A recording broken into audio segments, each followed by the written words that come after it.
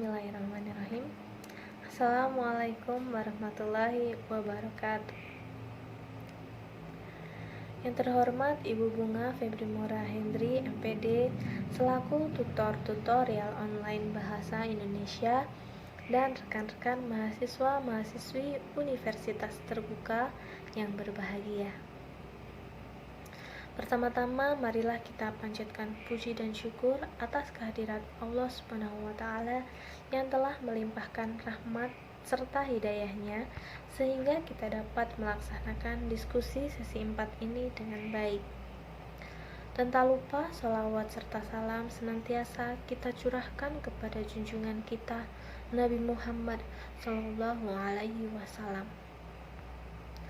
Sebelumnya, perkenalkan, nama saya Reniawati, mahasiswi Universitas Terbuka Yogyakarta, Prodi S1 Manajemen. Selanjutnya, saya di sini ingin menyampaikan tentang dampak pandemi COVID-19 terhadap UMKM di Indonesia.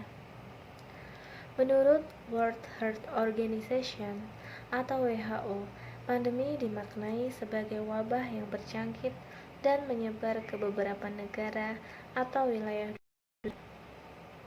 Wabah penyakit yang masuk dalam kategori pandemi adalah menular dan memiliki garis infeksi berkelanjutan. Salah satu contoh yang sedang kita alami saat ini adalah adanya pandemi COVID-19. Coronavirus atau COVID-19 adalah penyakit menular yang disebabkan oleh coronavirus versi baru yang ditemukan pada akhir 2019 lalu. Sebagian besar gangguan yang dialami oleh individu yang terinfeksi virus COVID-19 akan mengalami penyakit pernafasan ringan hingga berat. Virus ini menular dengan cepat dan telah menyebar ke beberapa negara termasuk Indonesia. Di Indonesia, penyebaran virus ini dimulai sejak tanggal 2 Maret 2020, diduga berawal dari salah satu warga negara Indonesia yang melakukan kontak langsung dengan warga negara asing.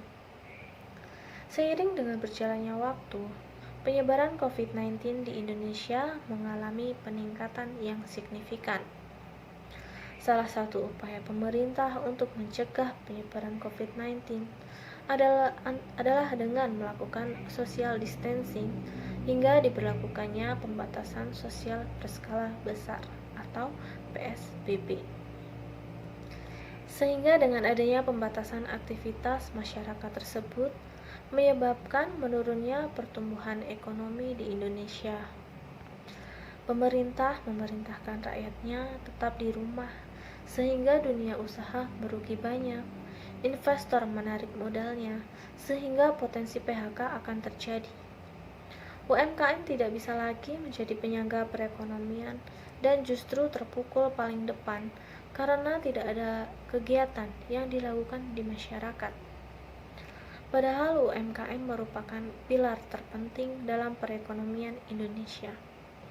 Jumlah UMKM di Indonesia yakni sebesar 64,13 juta atau sekitar 99,92% dari keseluruhan sektor usaha. Saat ini UMKM mengalami berbagai permasalahan seperti penurunan penjualan, permodalan, distribusi terhambat, kesulitan bahan baku, produksi menurun, dan PHK buruh. Hal ini menjadi ancaman bagi perekonomian nasional. UMKM sebagai penggerak ekonomi domestik dan penyerap tenaga kerja menghadapi penurunan produktivitas yang berakibat pada penurunan profit secara signifikan. Untuk membangkitkan kembali kondisi ini, diperlukan solusi mitigasi dan pemulihan. Langkah mitigasi prioritas jangka pendek adalah dengan menciptakan stimulus pada sisi permintaan dan mendorong platform digital online untuk memperluas kemitraan. Upaya lainnya yaitu melalui kerjasama dalam pemanfaatan inovasi dan teknologi yang dapat menunjang perbaikan mutu dan daya saing produk, proses pengolahan produk, kemasan, dan sistem pemasaran, serta lainnya. Perubahan lanskap industri dan peta kompetisi baru ditandai dengan 4 karakteristik bisnis, yaitu hygiene, low touch, less crowd, dan low mobility. Perusahaan yang sukses di era pandemi merupakan perusahaan yang dapat beradaptasi dengan 4 karakteristik tersebut. Dengan begitu, pelaku usaha termasuk UMKM perlu berinovasi dalam memproduksi barang dan jasa sesuai dengan kebutuhan pasar.